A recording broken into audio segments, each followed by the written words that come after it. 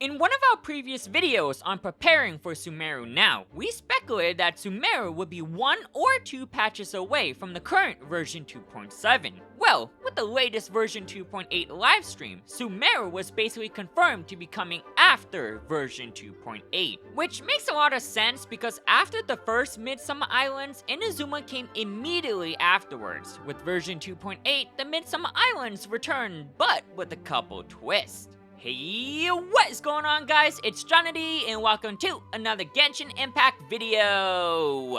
In today's video, we'll be reviewing the version 2.8 livestream and discussing why I'm personally excited for version 2.8 and what's to come for Genshin. With Sumeru just around the corner, there's definitely many things to be excited for. But before we do jump into it, just want to give a special shout out to you guys for helping the channel hit 200 subs! This might not seem like much, but it's definitely an achievement and means a lot for us. You guys have been killing it lately, and I really do appreciate the support everyone has given us. I only hope we continue to grow as a community, and thanks again to everyone that has supported this channel. Now, without any further ado, let's jump right into it!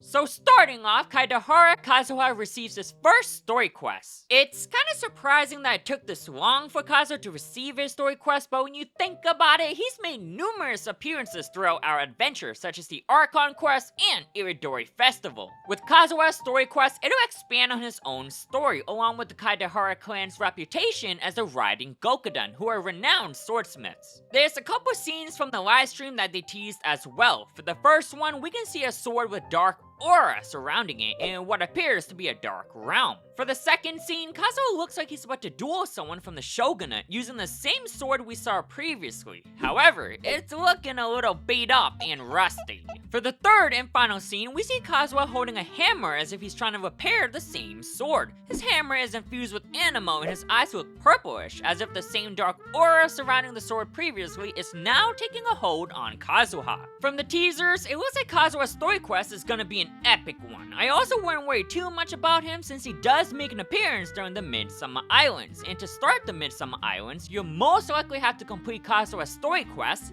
first. Next up, we have a new character that's gonna be making his debut, and it's Noyen Hazel, a detective from the Tenryou Commission and a friend of Kazuha's. Hazel was revealed by Hoyoverse a while ago, and a character that I am super excited for. He's a 4-star animal user who wields the catalyst as his weapon. Now, despite wielding a catalyst, he plays nothing like other catalyst users we've seen. Instead of using long-range attacks like your traditional catalyst users, he specializes in hand-to-hand combat while infusing his attacks with anemo. His normal attack, Fudo-style martial arts, looks like a 5-hit combo with the second-to-last attack being a multi-hit, while his charge attack is an upward kick. For his elemental skill, Hard Stopper Strike, it has a charging effect that'll gain declension stacks to unleash more damage. The skill definitely looks like it hits like a truck when it's fully charged.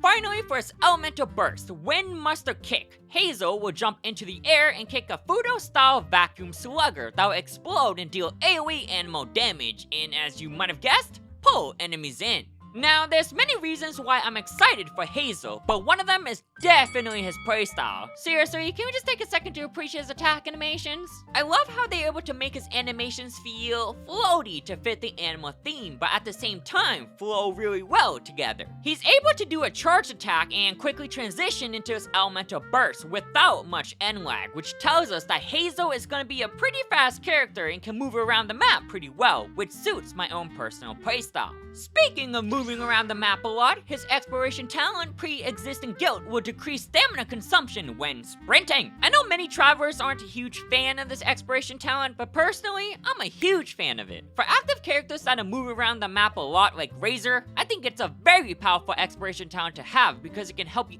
cancel in combat and conserve some stamina. In preparation for Sumeru, I'm actually trying to gear up all my characters while catching up with world quests and explorations. Hazel is going to be a perfect character for my my exploration team because on top of reducing stamina, characters with normal attacks are ideal to consistently defeat enemies without worrying too much about cooldowns. You can easily just go up to an enemy and a bot! For the banners in version 2.8, Kazuwa and Klee will both be getting a rerun for Phase 1, with Hazel being a featured character as one in the 4 stars. Then for Phase 2, Yoimiya will be getting her rerun. Unfortunately, there isn't a new 5-star character, but at least this will give players a chance to get a couple characters that they missed out previously, or just save up on some Primo Gems overall. Trust me, you'll definitely want to save up on some Primo Gems. Like other 4 stars in the game, Hazel will be getting his own hangout as well, so travelers will get a chance to know more about him while earning some rewards like Primo Gems in the process. As mentioned before, the overall theme of this version is mainly going to be the Midsummer Islands. Firstly, let's take a look at the beautiful splash art for version 2.8. From the image, we can tell which characters are going to be involved during this event, which includes Fischl, Kazuwa, Mona, and Shin Yan. If you're a new player that started recently, then chances are you're probably not too familiar with Fischl or Mona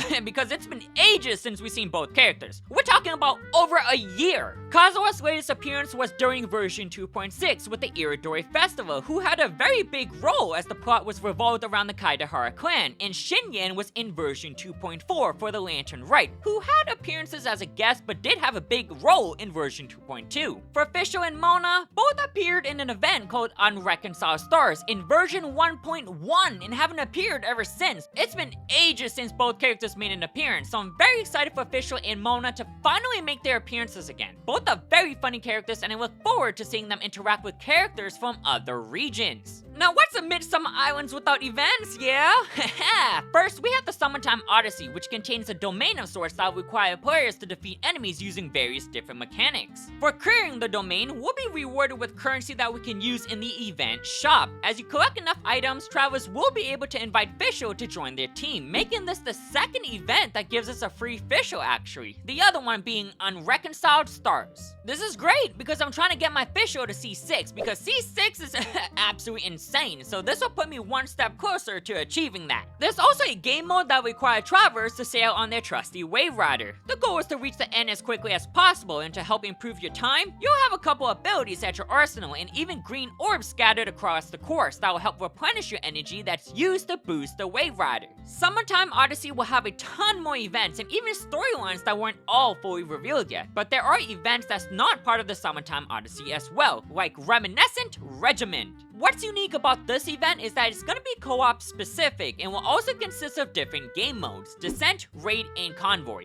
All 3 game modes will have their own objectives, but will consist of combat, gliding, and riding the Waverider. I'm sold. Whenever there's a chance to play with friends and share some laughs, those are always great additions in my book. For our next event, we have Resonating Visions. This one is going to be familiar if you explored the islands last year, which requires you to collect conches. The conches will be spread out and will tell stories about the islands within the Golden Archipelago. So if you're interested in the lore and story side of things, you'll definitely want to collect as many conches as you can, for they have untold stories. Hey, Johnny, I'm not really interested in the story though. I just care about the reward, so I guess I'll pass on this event. Now, hold your horses in normality, because last year, these conches were used to trade in for a Barbara outfit, and like last year, this time around, we'll be able to trade them in for a new Fischl outfit. As the Prinzessin de Vertillon, this attire will make Fischl more princess-like. The outfit looks super cute and actually changes her eye color as well. Not too sure if this is gonna have another meaning behind it or not, but if it does, it'll most likely be explained in-game because so far, every outfit in the game was in some way involved with the story. Oh yeah, make sure to do this event because if you meet the requirements, you'll be able to obtain the Fischl outfit for free. If you miss this chance, then you unfortunately have to purchase the outfit in the shop. Now, that's not the only outfit we're receiving though. Actually, for the very first time, we're gonna be receiving the first 5-star outfit for Dayloo called Red Dead of Night. This outfit looks fire and even has a couple new idle animations. Looking at the outfit first glance, it definitely looks worthy to be called a 5-star and something that I'll be picking up. Also, since it is a 5-star outfit, we can probably expect the price of this outfit to be higher than the previous ones we've seen. What's cool is that we'll actually get a chance to play Dayloo with this attire in an event called Hidden Strife, which is a combat event similar to the Phantom Flow event we had previously. There's gonna be backstory with this outfit within the event, and Dayloo will have more story as well. If memory serves, his last appearance was during Of Drink or Dreaming, where we were bartenders for Angel Share customers, so it's been a while since we last saw him. For the last event mentioned, we have Ever Motion Mechanical Painting, a puzzle event that will require players to use components and place them in the correct positions. Seems pretty chill in the first that we've seen of this minigame. Oh, now for the spicy stuff we've all been waiting for. At the end of the live stream, we got to see some teasers of Sumeru and heard a mysterious voice who we don't know the identity of just yet. If I had to venture a guess though, it would most likely be the Dendro Archon, Lesser Lord Kusanali, and holy Archon, Sumeru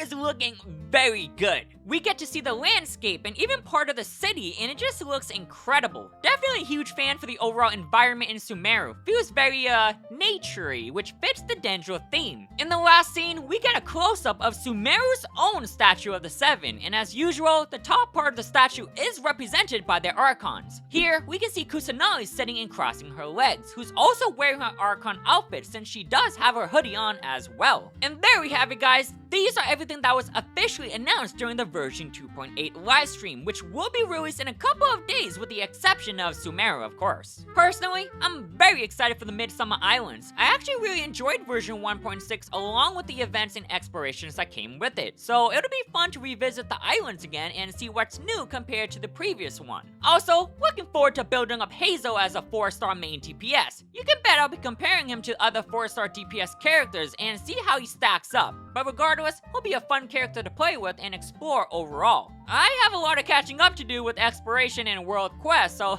I'll be busy for the next couple of weeks in preparation for Sumeru. A lot of stuff. Let me know what you guys are most excited for from the version 2.8 livestream. With so many rerun characters, are you gonna be pulling for anybody in particular, or are you gonna be saving up for a Sumeru? I'm curious to hear what you guys think, so do tell in the comment section below. Alrighty guys, thank you so much for tuning in. If you did enjoy the video, be sure to smash that like and subscribe button. Don't forget also to turn on that notification bell so you don't miss on any newly released videos. I've been Johnny D, and until next time, I'll catch you guys in the next one.